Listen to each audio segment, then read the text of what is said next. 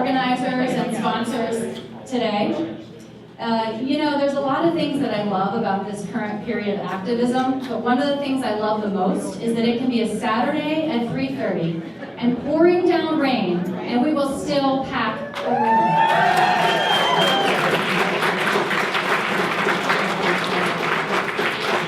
We show up, people, and we're going to keep showing up.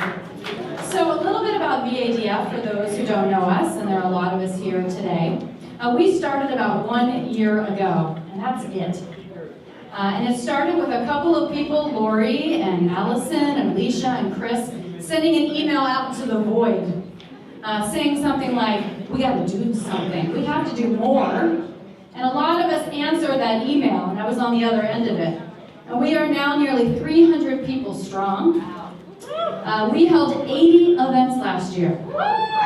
We texted, we canvassed, we sent postcards, we had a lot of meetings.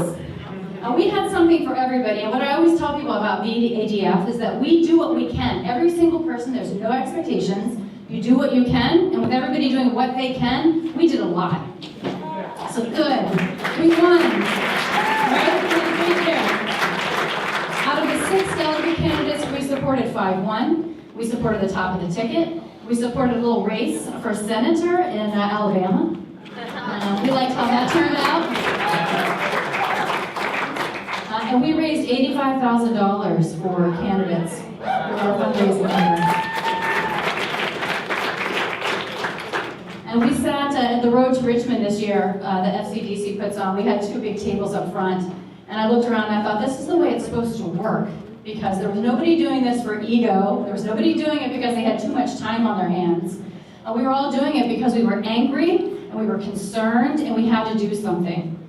Which leads us to this amazing crew of candidates up here who not only are doing something, they're doing something big. They're prepared to take out Barbara Comstock. And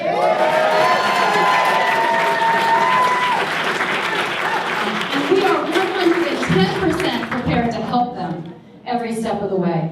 Because there's one thing that we have learned is that when we talk about progressive values, we win. And these are an amazing team of progressives ready to do that. Awesome. So we're going to start with Julia Pickens.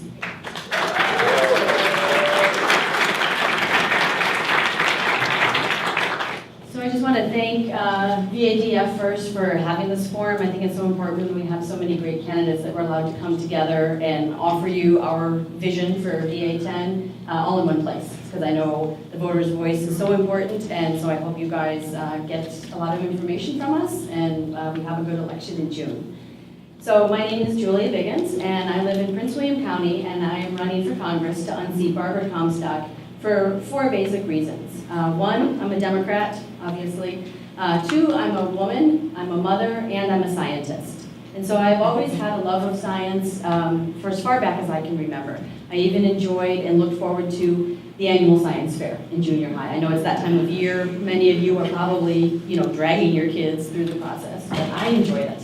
And then even moving into high school, there was a Saturday Scholars Program, so I would wake up early and go learn, as a high school kid, go learn about science. And that curiosity kind of pushed me to go to college and pursue a degree in microbiology, and then immediately enter a program, a PhD program at Baylor College of Medicine for molecular virology. And there I was fortunate to study HIV transmission, and I found that to be scientifically very rewarding because I was able to answer some basic questions about a very complex virus that has affected millions of people for decades. And so it was really great to do that kind of work.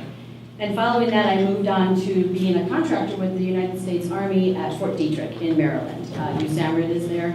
And so there I led a team of other scientists to develop vaccines and therapies for the Ebola virus. That was my next challenge. And that was a very exciting experience scientifically and personally to put that blue spacesuit on and work with a dangerous pathogen. And personally, that experience was very rewarding because not only was I developing vaccines for our American troops, but some of the work I did was used to directly treat those infected in the 2014 West Africa outbreak. So that was just really great to participate in the community of infectious disease that way. And so currently I work at a small biotech. I'm still working while campaigning because I think it's so important to continue with our scientific mission And I'm looking at things like influenza and Zika and developing vaccines for those. And so during this time that my career was flourishing, my family was coming along as well. In 2015, I had my 4th child, and my husband and I were beyond blessed with our life. And we were working hard to instill the values of acceptance, honesty, respect, hope, integrity, all of those things. And thankfully that was being mirrored on the national stage in President Obama's administration. And then, like many of you I'm sure, 2016 came along, and it just started to get that feeling that the world was turning upside down. And so the election and then the inauguration of President Trump confirmed that reality. To me, it demonstrated a step backwards in the progress our country had made. And so to counter that, I took to the streets of Washington, D.C. with my fellow women for the Women's March on January 21st. And that marked the first time I was really considering standing up, literally getting out of the lab, setting aside my research to do something for our country. And I began to think about the words of President Obama during his farewell speech, where he said, if you don't like something that's going on, lace up your shoes and do some organizing. If you don't like your elected official, grab a clipboard, get some signatures like we're all doing today, and run for office. Dive in, show up, persevere. And so I really took those words to heart. And as I started to see some of the first actions that the administration took were to silence public sharing of science at the USDA and the EPA. That really caught my attention. And then the continued actions of the administration to fail to have a science advisor for an entire year during the administration, and to install the likes of Scott Pruitt at the EPA and nominate individuals who are not only not qualified to head scientific agencies such as the CDC, NOAA, or Department of Energy. Some of these individuals run counter to the mission of these agencies. And so I really started to fear for the future of our country. And a lot of times I get asked, why science, why Congress, why are you doing this? And I explained that science is the underpinning of our modern society. If we didn't have our scientific research and put the authority in it that we have today, we would not be making those types of leaps to make us the global leaders. And so I think we as scientists and as citizens are the ones performing the research, and so we have a duty to stand up and protect it. And that's why I'm standing up to protect science, protect the environment, and for our children moving forward.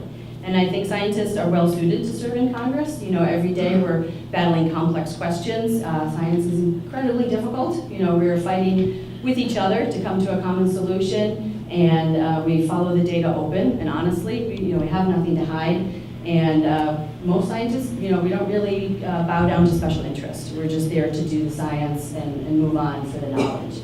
And I also believe that scientists are the perfect public servant. We're there answering questions about various types of science for the greater good. We're not doing it for our own ego, for our own money, definitely not the money, if you know scientists. And also in my field, infectious disease, we're finding cures and treatments for diseases that affect all populations around the world, not even in this country. So our mission is to do for others. And so I think that will translate well into Congress and into the political arena. And scientists are also very good at taking a complex problem, distilling it down, and implementing it, which I think happens quite often in legislation. So one topic I wanted to touch on briefly before my time is up, and I want to make sure I have time for questions too, is one thing that is very important to me is our healthcare system. And I would, just to give you a few points about that, if elected to Congress, I would continue to push for that single-payer system. And I think within that, we need to make sure the government is allowed to negotiate drug prices with the pharmaceuticals. We're one of the only countries that doesn't do that. And you see how high our pharmaceutical prices are compared to the rest of the world.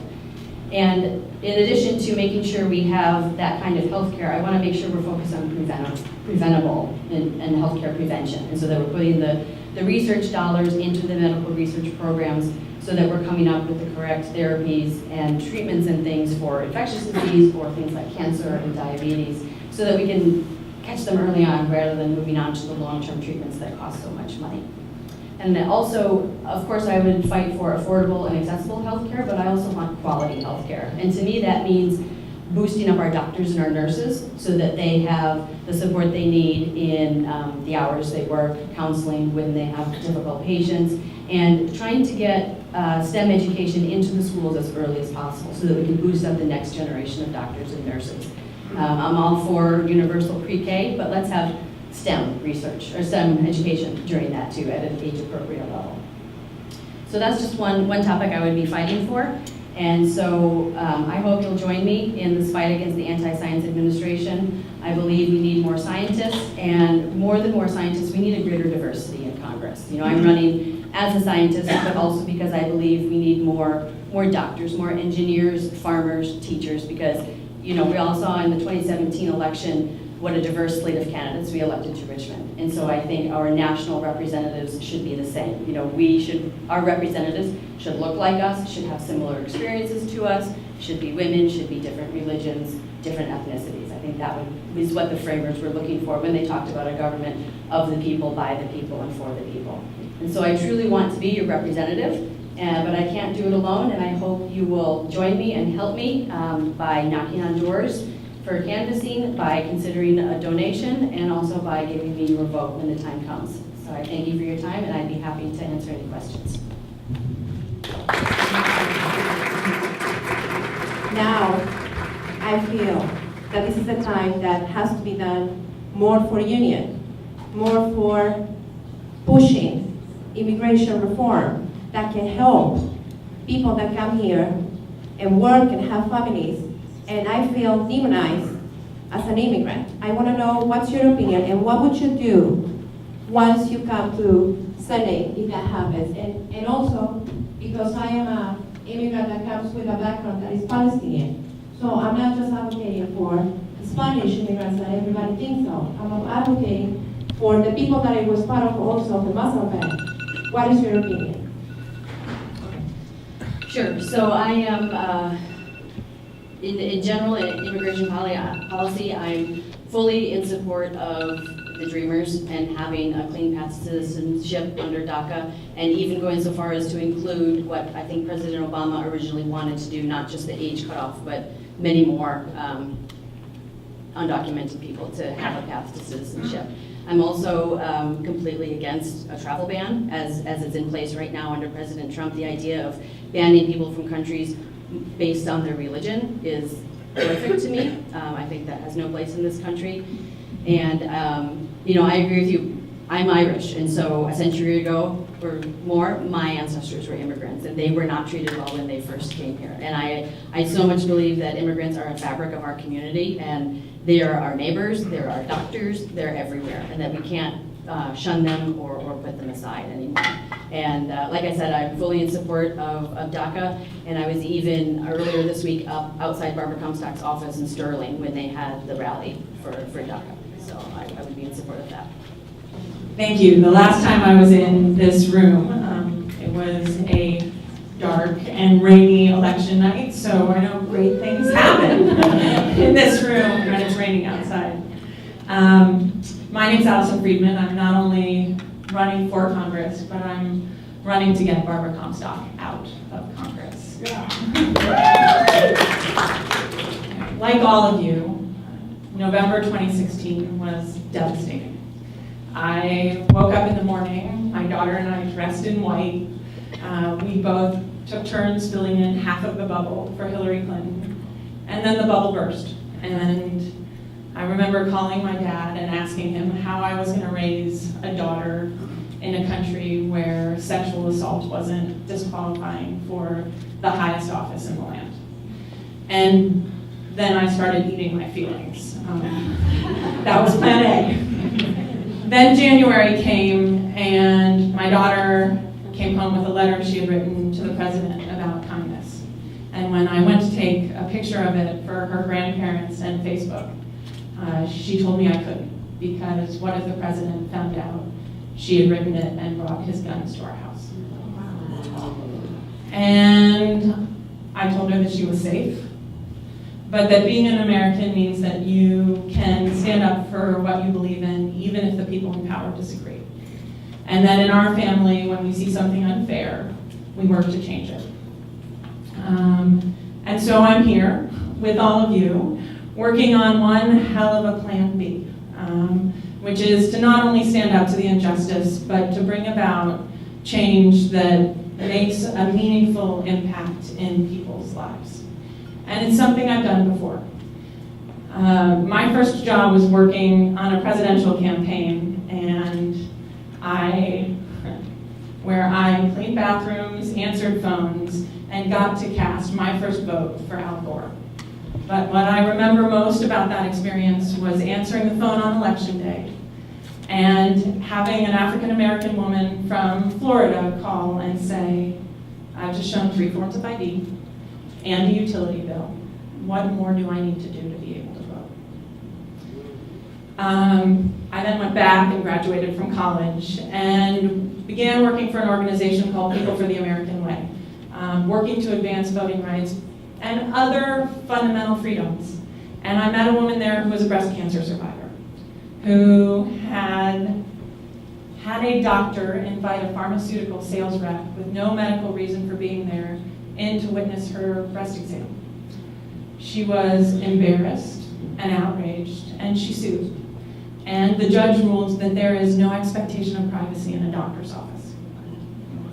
And then George Bush nominated that judge to the Federal Appeals Court. And I worked with Azucena to tell her story, and ultimately were able to keep that judge off of the court. Then I learned that there were 20 million slaves in the world today, many of them helping to create the products that we buy. And so I wrote a law, and it was called Diabolically Clever by its opponents, and when the Republican governor signed it into law, he said, this is actually a lifesaver. This is what the law said. If you do $100 million worth of sales in the world and $50 worth of business in the state, you have to publicly disclose what your policies are around human trafficking and whether or not they're independently audited. That law wound up helping to reform Coca-Cola's supply chain and is now the model for the United Kingdom's Ending Modern Slavery Act. From there, I was recruited into the Obama administration to help lead our efforts to combat human trafficking at home and abroad. And not very long after I got there, I started hearing stories about people trapped in debt bondage, supporting troop movements in Iraq and Afghanistan. And I made the case at the White House that even though we weren't a part of the criminal recruitment chains that got those people there, because the US government was creating the market, we had a responsibility to act. And I led an effort across the administration to help reform our federal procurement practices so that never again would US taxpayer dollars be used to incentivize exploitation. Within a year, President Obama signed that executive order into law, and by doing so, put a multi-trillion-dollar thumb on the scale of justice. And I think that's what government can be at its best. I mean, we had, a collective genius of a room working on that included faith leaders and military brass, diplomats and nonprofit leaders and CEOs and cabinet secretaries back when those were different things. And we made the world better. So you add it all up now, and I've spent my career working to stand up to abuses of power and the support systems that enable them. And that's what President Trump is, the epitome of an abuse of power. And Barbara Comstock is the support system that enables him. We in this room all know Congresswoman Comstock's playbook, right? Come election time, she talks like us, but can still be counted on to vote like them. She has an entire electoral strategy built around people never knowing what her actual record is. Quoting Reagan doesn't make you a moderate, and doing a photo op on the metro doesn't make you a commuter, and taking victory laps on the Sunday shows about fighting for gender equality rings really false when you won't hold this president accountable and you mock pay equity. You know, the 2017 November elections were far different, right? They marked that our future will be decided by people who stand up to injustice. And that's true of our new delegates in Richmond as much as it is of the people in this room. And I think I bring to this race a commonality with a lot of the first-time candidates that were elected last year that we know voters are interested in. And I really look forward to matching my record up against Barbara Comstock's. I've spent my life standing up to bullies. She spent her life propping them up.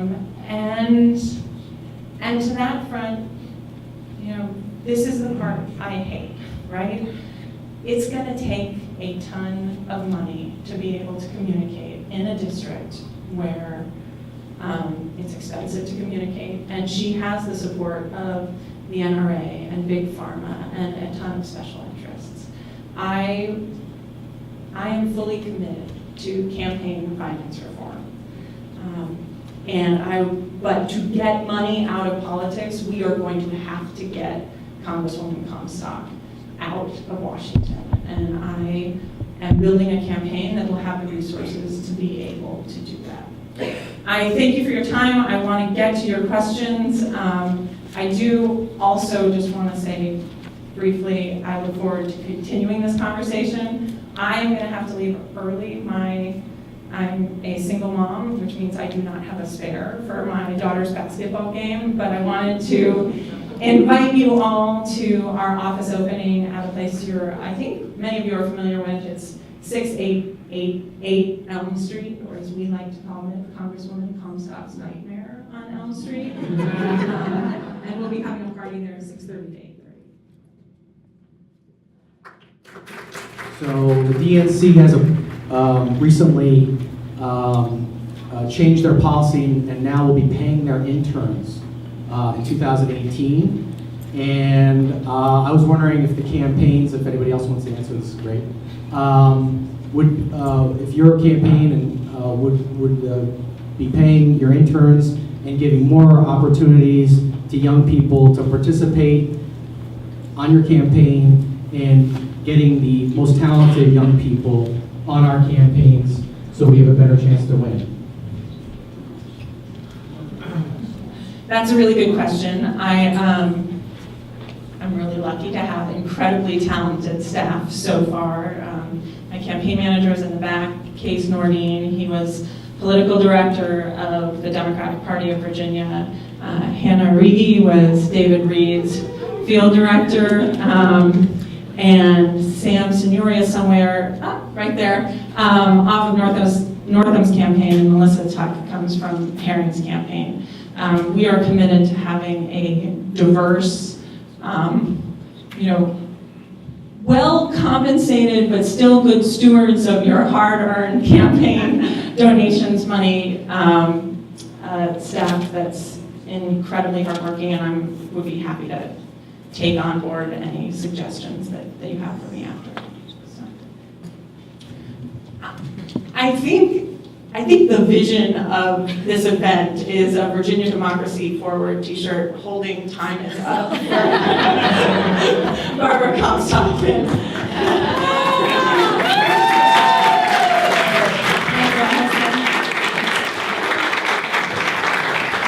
Well, good afternoon. It is so exciting to be here with the people who turned Northern Virginia blue in 2017. Great job, everybody. My name is Dan Holman. I'm running for Congress here in Virginia Tech because I've seen firsthand the consequences of cowardice in our politics. When too few politicians choose the harder right over the easier wrong. And I know the country I want for my sons, Harris and Aaron, standing there in the back, that my wife, Karen, a public school teacher, wants for her students.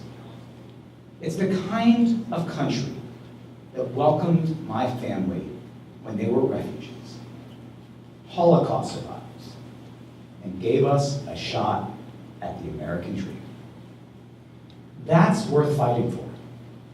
I've known it all my life. That's what drove me to go to West Point, to serve combat tours in Iraq and Afghanistan, to serve in Korea, and to this day, to remain in the U.S. Army Reserves. When I think about it, my life has been about three things: my family, service to our country, and bringing people together to solve difficult problems. What do I mean by that? It's the service for which I earned a Bronze Star in Afghanistan, at a time when we were under-resourced and understaffed, and American and Afghan troops weren't working together well in the field.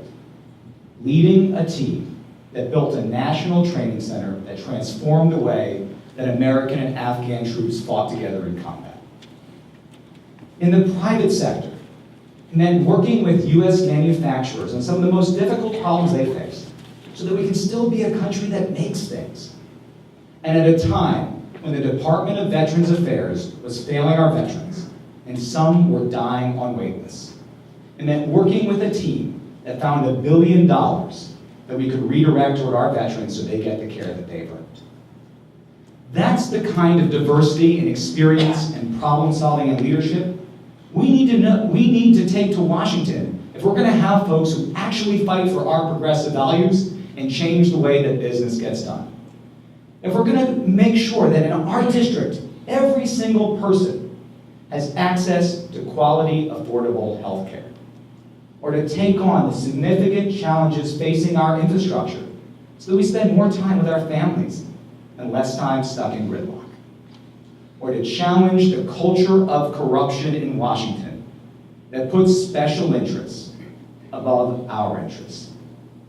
And that's why I refuse and never have taken money from any corporate PAC.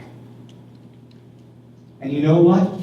The reason that Donald Trump is our president today is because he's the wrong answer to the right question. What's the right question? The right question is what's happened in our politics that has become about serving the biggest donor instead of the biggest need. I'm ready to be part of a new generation of proven leaders with diverse experience outside of politics, dedicated to our country but not beholden to the system. We're going to go to Washington and change the way that business gets done, to move us from the politics of cowardice to the politics of possibility. I'm ready to fight for us. I've been doing it all my life, and I hope you'll join me. So thank you very much for your time. My name is Dan Helmer. My website is helmerforcongress.com. And unlike our current congressperson, I think this is about you and your questions and not about me. So I'd like to spend most of my time answering those. Thank you very much. I live in VA10, I'll be a constituent. How would my life be better? Absolutely, it's a great question. My wife, Karen, and I were stationed here by the Army when our son was in first grade. And we fell in love with this place and wanted to stay here because it is a warm and vibrant and diverse community, a place that's truly on the move, a place where most of us are about public service in some way. And yet today we have a politics that puts the future of our country and frankly of our public sector jobs in danger. We have a Congress that can't pass appropriation bills, can't pass budget, and by the way, that shouldn't be. It's a false dichotomy between making Congress work and not deporting children. We shouldn't do either of those things. Congress should work and we shouldn't deport children. We need to change the incentives that drive our Congress right now and then imperil our public sector to improve our lives here in Virginia Tech. And so I would support a law that says that Congress doesn't get to go on recess if there's a continuing resolution. It doesn't get to leave. It doesn't get to go home to their families. And guess what? Doesn't get to raise money because we got to hit the politicians in their pocketbooks where it hurts to make sure they're serving the people of Virginia Tech. That's how it would be better. Thank you. Your thoughts on single-payer health care? That's a great question. most of my life, because most of my adult life, since I've been serving in the military, I've had government-provided health care through the Army. And because I'm still an Army reservist, I still get my health care today through the Army. A couple of weeks ago, my son, Aaron, in the back, he can show off his knee later, fell down, and he cut his leg open, he needed stitches. And because I had government-provided health care through the Army, unlike so many families in Virginia Tech, that was not a life-shattering experience. Not one that left me in bankruptcy, not one that left me unable to take care of my family. Aaron went to the doctor and got stitches, and he's okay. In the richest country in the history of the world, that kind of service and care ought to be a right. If you get sick in this country, you ought to be able to see a doctor. That doctor ought to be able to provide you with quality care. And in doing so, that ought not to leave you unable to take care of your family. And I'll fight for that in Washington. What's your position on climate change and what you do to combat the current administration's negative activities on that? Absolutely, that's a great question. First of all, there's no such thing as having a position on climate change, or there shouldn't be. Our science tells us that our seas are rising, and 3 hurricanes in the past year tell us what exactly that can do to our country. I had a great conversation with Mike Morrell, who's the former director of the CIA and deputy director of the CIA. And one of the things we talked about, there are 3 major challenges that we face as a country. 3 real challenges to our national security. One, the first one is a bioterrorism event, or not just terrorism, but biological threats. So whether it's bird flu, or whether it's influenza, or whether it is Ebola, something man-made or not man-made that spreads because of globalization to our country we're not prepared to take on. And right now, by the way, we are underfunding science and healthcare in our country, and that makes it an even bigger threat. The second thing is nuclear weapons. And we have a president that tweets about nuclear war as though it's meaningless. That's really dangerous. And the third thing is climate change. And today, we are subsidizing oil and gas. And too many folks have taken donations from folks like Dominion and undermined our energy independence and security here at home. And I think it's critical to our future as a country and our national security that we address climate change and we invest in the science that it's going to take to make sure that America continues to lead in the 21st century and rejoin the Paris Accord, by the way. What is my position about retraining workers? Education and a sound public education system are the bedrock of our success in our economy. I am personally the product of a public education, and because of my service in the Army, I was able to go to West Point and get a 4-year degree without having to pay for it. And I believe that first and foremost, that in this country, if you're willing to serve it, and not just in uniform, but anyway, you ought to be able to get an education. And so I will support a bill in Congress that for every year of service you do of any sort to our country, you are able to get 2 years of educational benefit. And that's at any point in your life. And so we can actually provide job training through public service, as well as provide retraining by allowing people to go back to school. And I think that's going to make a difference not only in our education, but also in the ability of us to come together as a country and get past some of the divisiveness that confronts us today. Thank you very much. Thank you all for your time. Thank you very much. And thank you, VADF, for inviting me to speak here with the rest of our candidates to displace Barbara Comstock. I think we can all agree there are 2 people that need to be prosecuted and driven from office. Donald Trump for his collusion with the Russians, for his obstruction of that investigation, and for his money laundering. And Barbara Comstock for her daily complicity in those crimes. And I believe that there's only one person in this race that can do both of those things. And in many ways, I think I am Donald Trump and Barbara Comstock's worst nightmare. My name is Paul Pelletier, and I was a federal prosecutor for 27 years, a federal employee, a public servant. I prosecuted drug traffickers who stole the innocence of our children. I didn't just stop at prosecuting and throwing in jail the kingpins. I did not stop until I took out the entire organization. I didn't stop until I took all of their money I went across the world and seized hundreds of millions of dollars in drug trafficking proceeds to end their activity. I didn't stop until we closed down ports of entry, literally closed down ports of entry for drug trafficking in the United States. We also have, and I've prosecuted, Wall Street executives who stole our money, our homes, and our livelihoods. I didn't just prosecute the lower level executives. I went to the top of the food chain, and I prosecuted those people who gave the orders to cook the books and lied to us and lied to the public. I also prosecuted corrupt members of Congress. I went after Jack Abramoff, the crooked lobbyist, but I didn't stop with him. I went and got all of his cronies, all the people that helped him corrupt our government, including Congressman Bob Ney, who's now in jail, or spent a lot of time in jail because of that. I made him pay the price. Now, we have an occupant of the White House who steals our democracy and our pride in being Americans every day. And we have a congresswoman who doesn't do her job of providing the checks and balances that our democracy and our Constitution demand. Now, all of the candidates in this race are fine and good people, and I respect every one of them.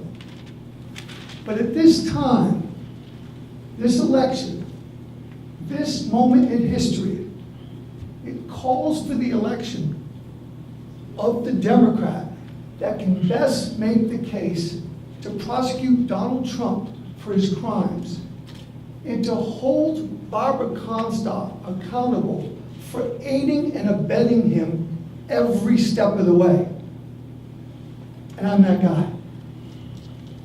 Now, that's the same Barbara Comstock who voted for the GOP tax bill that hurt Northern Virginia families and helped her donors and corporations.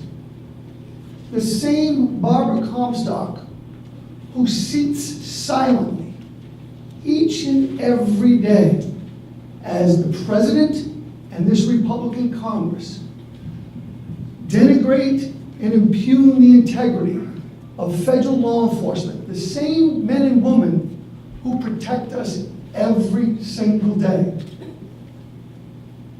We need someone in Congress who will fight for us, not just our party leaders. I know how to fight. I grew up in a family with 10 brothers and sisters.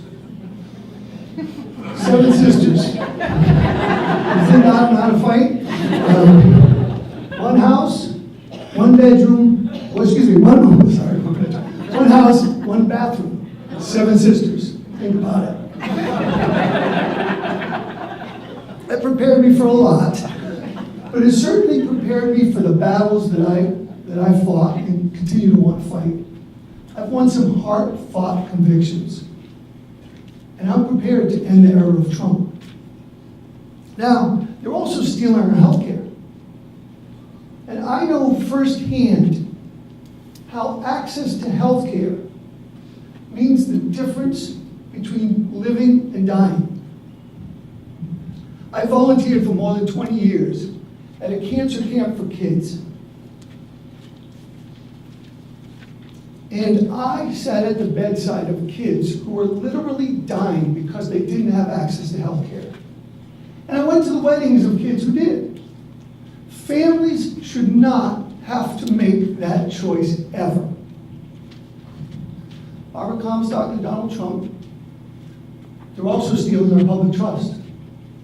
We have, right now, a corrupt government. And I know how to deal with corrupt politicians. I've prosecuted people who used to wear pinstripe suits. Now they're wearing prison stripes. I've prosecuted those who thought they were above the law and they're now running tin cans along their prison bars. I'll give you an example. Alan Stanford stole billions of dollars from people, hardworking Americans. He's now wearing an orange jumpsuit and prison shackles, and he doesn't have his ascot or his yacht anymore. He did it for 20 years. People were afraid to go after him. People were afraid of his power. Not me. He's now in jail for more than 110 years because I was not going to stop. We need someone in Congress who isn't afraid to go after the powerful. I know how to do that. I spent my entire career doing that. We need someone in Congress who can make the best case to go after Donald Trump. But first, we need someone in Congress who can make the best case to defeat Barbara Comstock. And I'm that guy.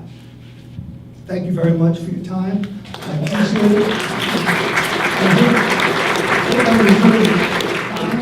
It is a fascinating process to have a last name that starts with an S, because you walk in the room thinking you're going to say one thing, and then you hear what other people have to say, and you start to step back a little bit and think about the audience. If I was in your seat, what would I want to hear? And so it's a fascinating process because political parties don't want what you see up here. There are a lot of people in this primary, and I love it. I love it because you get to hear people with different experiences talk to you about what the future of this party is, what it means to be progressive, and ultimately what world we want to hand off to our children, grandchildren, and great-grandchildren. My name is Deep Saran. I'm a lawyer, I'm a teacher, a school founder, and I'm an entrepreneur. I have lived in the district in Ashburn since 2004 with my wife and 2 daughters. And my life's work has been to build a better world. I wrote President Carter a letter when I was 8, telling him how to fix the Middle East. I don't think he actually read it. It was pretty money, pretty amazing. But what I'm struck by is we're all here because we know something is profoundly wrong. Wrong in a way that it's never been wrong in our lifetimes. In our country, in the United States of America, where the Enlightenment thrived, and we were on this path with the election of Barack Obama to, we had reached, as Martin Luther King, the mountaintop, right? And I think we kind of fell asleep at the wheel because we had succeeded. And I know I had. I have intentionally stayed out of politics because I wanted to focus on education. So I'm a poli-sci major who's a lawyer, whose PhD is in political decision-making, and I never put my toe in the water. And then Donald Trump was elected. And what I realized is I spend every day trying to build a better world for my students and my children so that they are the next generation of leaders. And I have great optimism about the world they will build. But with Donald Trump, I realized it can all be undone. And we see that. We see a full-on assault on progress in women's rights, civil rights, environmental protection, public goods, public protection, safety net. Everything you can think of is under assault. And we sit here and we think, how did this happen? Where did these people come from? And clearly it's not, it's nothing new. I mean, African Americans will tell you racism is nothing new. My parents are Sikh and Hindu. Right after 9/11, the first people getting shot in their driveways were Sikh Americans because they thought they were Muslim Americans, which is no kind of excuse. If you're reacting to people based on their race or their background, it's un-American. And so the reason I am running is I operate under the principle of justified optimism. I'm a history teacher. If you look at the suffrage movement in 1918 or 1916, if you look at the arguments about slavery in the 1850s, if you look at the Constitutional Convention in 1787 and people wondering, can people govern themselves? History shows us the impossible is possible. And the reason I asked Abby's name is, I don't think this race is about 2018 at all. I don't think it's about 2020. This is one of the most affluent, most highly educated, most progressive districts in the country. How will we lead this country to where we know it should go?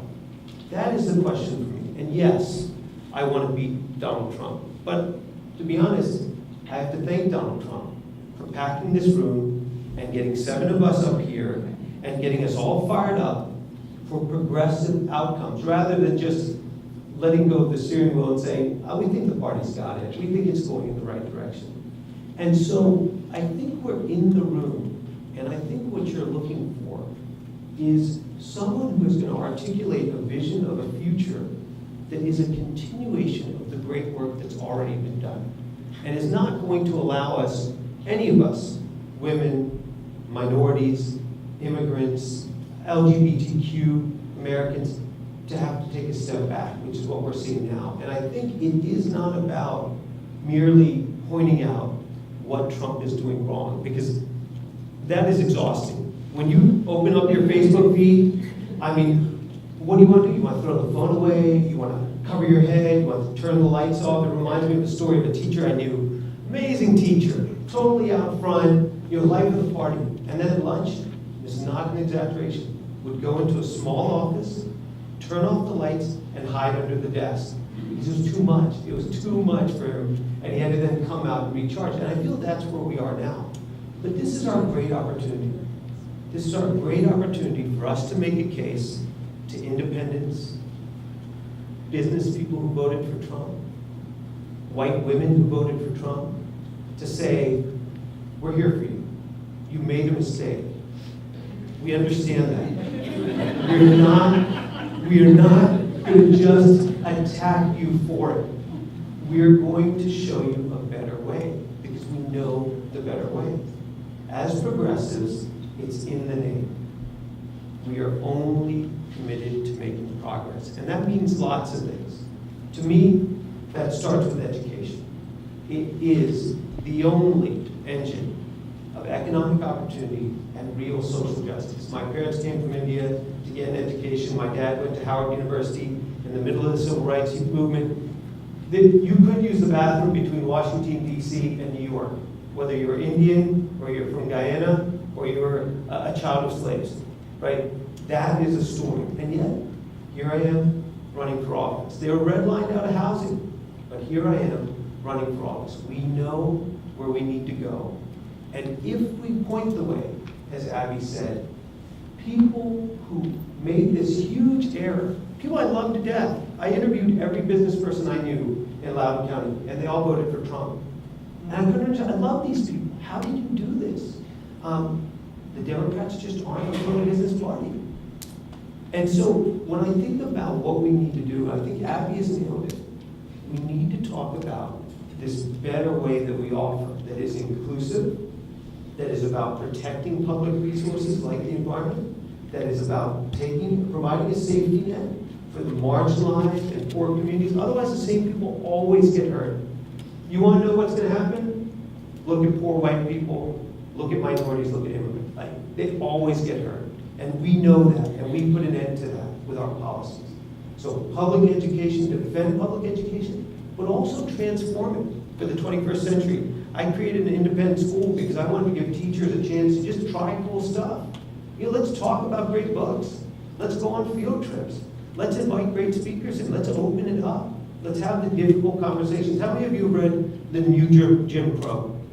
Any of you read that about mass incarceration? Our 7th graders read that book. That's how you change the world. Number 2, we must defend until the very end the rights of the most marginalized and most vulnerable communities. We cannot yield on that. Republicans are really good about this. You want gun control? Not going to give it to you. It makes sense. People are dying. School shootings? We're not going to give it to you. And the base is excited. What are we willing to go to the mats on? And for me, it is about the most marginalized communities. We have to defend them. And number 3, I'm a private sector progressive. We just have to give local small businesses a reason to come back to the Democratic Party. They do not want to be Republicans right now. They do not want to be caught up in social conservatism. Let's give them a reason to come back. Now, of course, transportation is a big deal. We have to focus on the environment. But ultimately, it's those three things. And I believe we can get a real, not just a blue wave, an American wave, back in this mindset of real optimism if we commit to progressive policies. I thank you very much. There's a minute. I want to open it up for a question. Great. First one is complacency. That, I think, was mentioned by you, Paul. And that is, how are we going to get the complacent voter that, in fact, stayed home because they didn't like either candidate? And that is, what are we going to do about that white, educated woman who chose this president? Because I don't like to say his name, I'm sorry. Yeah. And Although really quickly, the complacency question is, I think, the really big one. I think immediately, number one, you have to listen. You've got to listen to what voters are talking about. You can't come up here and have all the answers. And number two, authenticity. I think Barack Obama was the best example of this. I'm now talking on the phone to current Trump voters who voted for Obama because they believed that he was listening and that he was authentic. Now, on the issue of certain voters, there are certain issues we cannot yield on. I mean, the right of a woman to choose. Obviously, a lot of people, a lot of white women voted on that issue. There's nothing we can do about that. But I believe talking about the future, talking about solutions that will matter to their kids and grandkids will make the difference. Thank you very much.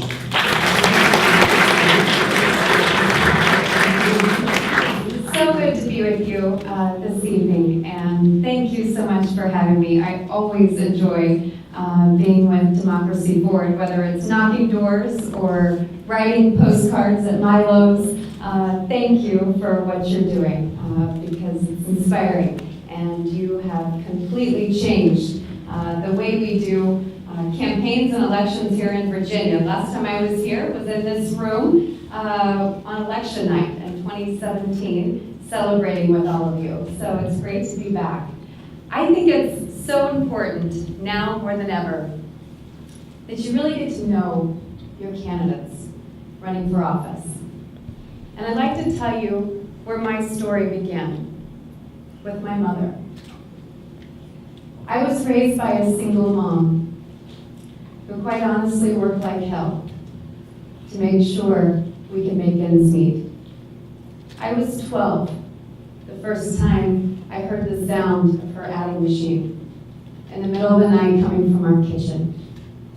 As she fought the tears and pounded away at that thing, trying to make everything work for my brother and I. I was 14 when I got my first job, and I ended up working 2 jobs in high school to help my mom pay for a few bills and help save for the chance for me to go to college.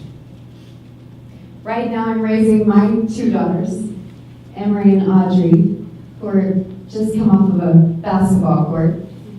And my husband and I are still paying off $81,000 worth of student debt. I'm running for Congress because my story isn't a unique story. There are millions of Americans who are working 2 and 3 jobs and are still having a hard time making ends meet. And right now we have leaders in Washington that are making it harder for all of us to get ahead. My mom did work hard, and I was able to take out student loans, and I got that chance to go to college. I got the chance to go to Harvard. I got the chance to serve in AmeriCorps Vista, also known as the Domestic Peace Corps. I got the chance to serve as Chief of Staff on Capitol Hill and work on important pieces of legislation for students, for women, and for veterans. And I got the chance, in fact, an honor, to serve in the Obama administration as a senior advisor working on veterans policy, something that I'm incredibly passionate about because my grandfather had too hard of a time getting the access to care that he not only deserved, but that he earned. And I get the chance to be a small business owner right here in Fairfax County and raise my 2 daughters and hopefully give them a few more chances growing up than I was able to have. There are a lot of issues that I'm incredibly passionate about, but so many times these forums and situations is a one-way conversation, and I really want to make sure and get to your questions and hear from you, because that's incredibly important to me. So just briefly, I'll talk about two issues: education and healthcare. As the daughter of a public school teacher, the product of good public schools, and now with my two daughters in Fairfax County Public Schools, I think we have to work hard to strengthen our public schools. And we have to make sure that we give our children the start they need and they deserve. We talk a lot about universal kindergarten, but we've got to take it a step further and provide universal pre-K. We also have to make college more affordable, invest in community college programs, and invest in apprenticeship programs to ensure that we better prepare our workforce. Donald Trump and Barbara Comstock have proposed a budget that would cut work-study programs for students by 50%. 50%. I can say that I wouldn't be standing up here today had I not had the ability to have a work-study program. We must ensure that healthcare is something that every family has access to. I believe that healthcare should not be just a privilege for those that can afford it. It should be a right for all of us. And it shouldn't be a right that we keep having to march for and fight for every 2 and 3 months. We have to ensure that we are able to provide healthcare for our families. I spent my time in the Obama administration working to provide access to care and health care for women veterans, which is actually the fastest growing veteran population today. And there is still a lot of work to be done to ensure our veterans get the care that they need and they deserve. There are a lot of important issues, and I hope that we're able to get to some of those during questions, and I will definitely stay around afterwards to be able to answer your questions as well. But running for office is something I never thought I'd do. I spent my entire career working in policy, but I think every single one of us right now are doing things we never thought we'd do before. And I have been so inspired by the people I've met, the stories I've heard, the groups just like this one, who get together after a long day's work and write those postcards, make those phone calls, knock on those doors. That's how we will turn this seat. I'm standing up here, and I'm asking for the opportunity to earn your trust, your confidence, and your vote for 2 reasons. One, I have the most senior federal legislative experience, having worked both in the legislative branch and in the executive branch, working on some important battles our country's faced in Washington. Number 2, I come from a hard-working family. I know firsthand how destructive the policies of Donald Trump and Barbara Comstock can be for all of us. Thank you for your time today. I definitely want to get to your questions, and I look forward to continuing. Because it's actually for everyone. On this week, we sat at Maria's home and talked to the group from VA WIN, the group does, and they talked about how all the candidates were working together in Virginia. And I want to know, you are an amazing field of candidates. Are you going to pledge to help the winner? Absolutely. I think every single one of us is working together to flip this seat and defeat Barbara Comstock. This isn't just a race for us here in Virginia. This is a national race. There is no way the Democrats can take back the House in 2018 if we don't take back Virginia 10. And I know all of us in this room are committed to doing just that.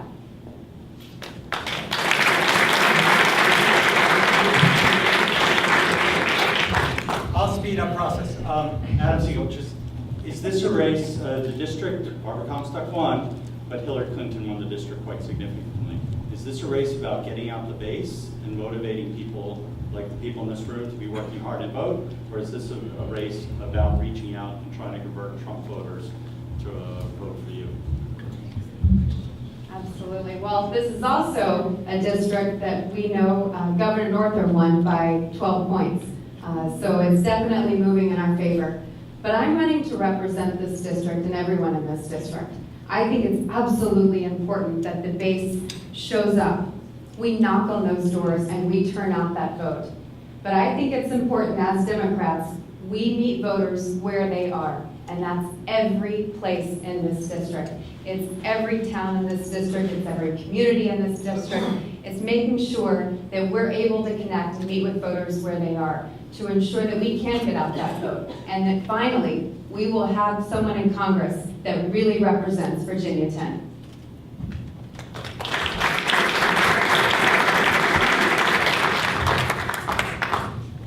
Thank you all for coming. This has been very educational. It's going to be a hard choice, too. Quick question as far as looking forward, though. Whether or not Trump is impeached or not, we have to move things forward in Congress. And it's not going anywhere. And I do heed your saying he might veto everything, but we still have to work together again. So what can we do about that? Absolutely. Well, there is a time when Congress, one, talked to each other, and two, worked together. I was incredibly fortunate during my time working in a congressional office to have an example in which Congress did work together. We worked to get what was called the John David Fry Scholarship passed, and that's to ensure that every child who loses a parent in combat since 9/11 has the opportunity to go to college. And it provides them a full scholarship to be able to go to college. It wasn't a Democrat issue, it wasn't a Republican issue.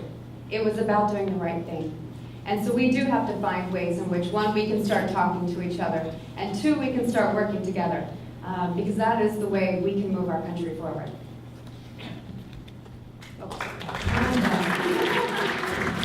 Thank you. Does anybody need like a stretch break or anything before I get going? I'm Jennifer Wexton, and I'm running to repeal and replace Barbara Comstock. Like a lot of other people on this panel, and you might find this hard to believe, I never aspired to run for office. You know, I went to law school because I wanted to help people. I wanted to be in a career where I could help people. And I was able to do that as a prosecutor, and I was able to do that as a lawyer for abused and neglected kids, and I was able to do it as a lawyer and a special justice for people in mental commitment hearings. But when our elected Commonwealth's attorney in Loudoun County started using his office to reward his political friends and go after his political enemies, I was, and Paul would agree with this, I was horrified by that. And nobody was willing to stand up to him. Everybody agreed that it was a terrible thing he was doing, but nobody was willing to stand up to him. Now, I've been very inspired by Barack Obama and the Obama campaign in 2008. That was the first time I really got out and started knocking on doors and getting outside my comfort zone and getting involved in political campaigns. So I said, well, maybe, yes, I can. And so I ran countywide in 2011 with nothing but some homemade lit and a great message.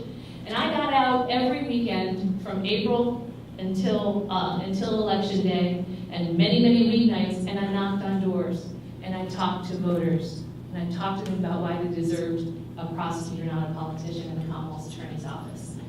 And in a year that saw a Republican sweep, 9-0, of our Board of Supervisors, and only one elected Democrat in the entire General Assembly delegation from Loudoun County, I did not win. But I almost took him out.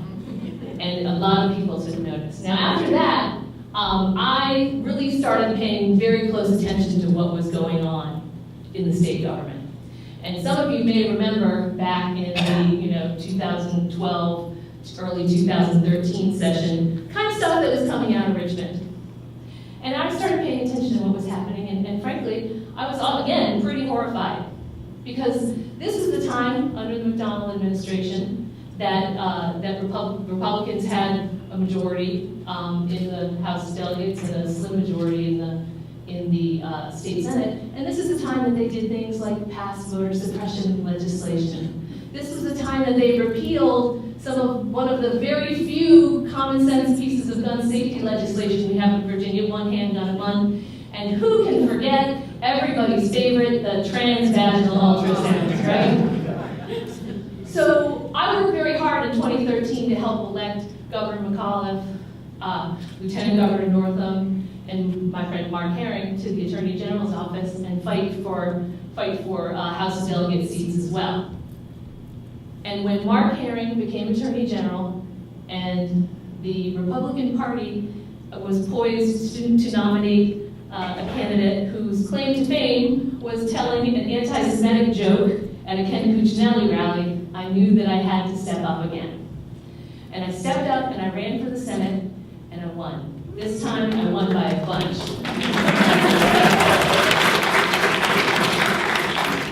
So I went down to Richmond and I got to work legislating. Now, ever since I've been able to introduce legislation in the General Assembly, I've been in the minority. So every piece of legislation that I pass, and there have been over 30 of them, is bipartisan. I need to work across the aisle with Republicans to get things done. Now that hasn't stopped me from championing legislation for things like equal pay, paid medical leave, gun safety legislation, non-discrimination in housing and employment.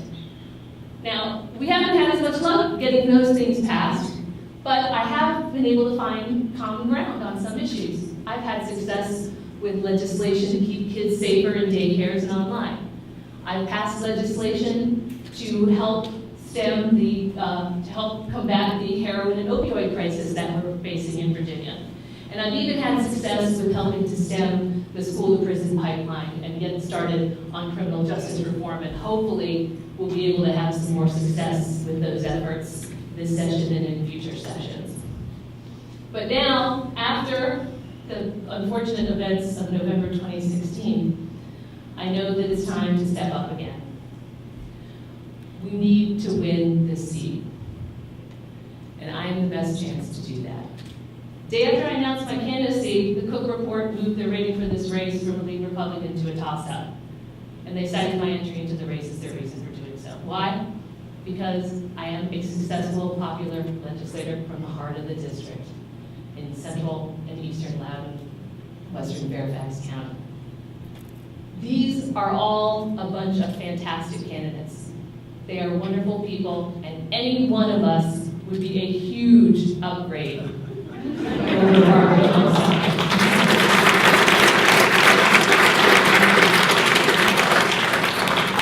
But I want to, and I do want to get to questions and stuff, but one of the things I want to leave you with is that having been down in the General Assembly, how many of you have been watching the live stream of any of the things that have been going on in Richmond?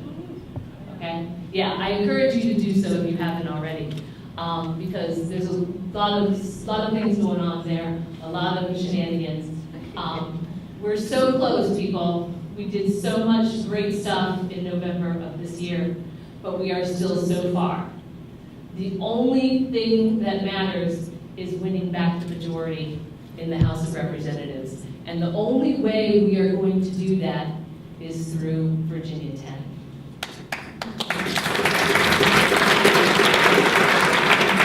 So I'm happy to take questions or talk with you some more about other things that have been going on. If you're the nominee, what's Barbara Comstock's attack going to be on you, and what would be your response? Well, I think we saw what her attack on me was going to be. I think we saw a preview of it with everything that they did for Ralph Northam. I voted against the Sanctuary Cities bill, so I would imagine they'll use that against me. Past things they've said about me is that I'm a tax and spend liberal, right? All those basic kinds of things that they would want to say. So I would imagine it's the same playbook that they trot out for just about every Democratic candidate. But thankfully, people are smarter than that. And people saw right through what they were trying to do in November, and I expect they will again this year.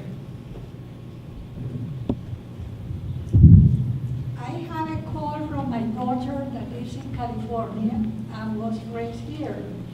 She asked me to talk to that assembly and with the candidates about the need to pass in the state of Virginia the amendment of the Constitution, because I understand that it's necessary that Virginia pass this in order to put the women equality in the Constitution of the United States. What is your opinion? So the Equal Rights Amendment, we have been trying for years to get that passed in the Commonwealth of Virginia. I have co-sponsored that legislation ever since I've been able. In past years, we were able to get it through the Privileges and Elections Committee, through the full Senate, where it died in the House. Well, then they got wise to that, so they started sending it to the Rules Committee, where it died in Rules. And I know some people in this room were either present or watching online when Friday morning, they weren't even going to take a vote on it in the Rules Committee until the women rose up, started singing "We Shall Overcome," and eventually they had no choice but to do a show of hands vote. But the male Republicans on that committee killed the ERA yet again in the Commonwealth of Virginia. And this is why we need to take back the majority, because that's what's going to change the way that they do business. I think we probably have time for one more. How would you convince a Trump voter to vote for you?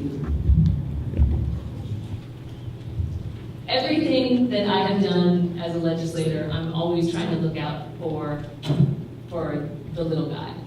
I'm always going to have their back. I'm always trying to do the greatest good for the greatest number of people. And I do not support special interests or business interests above the interests of people. So I think forming those interpersonal connections and talking about all the things that I've done, and the fact that they have a real alternative, and if they don't like where this country is going, and they don't like the way that Donald Trump and his merry band of kleptocrats are trying to run our country, they have a real alternative for something positive. So thank you.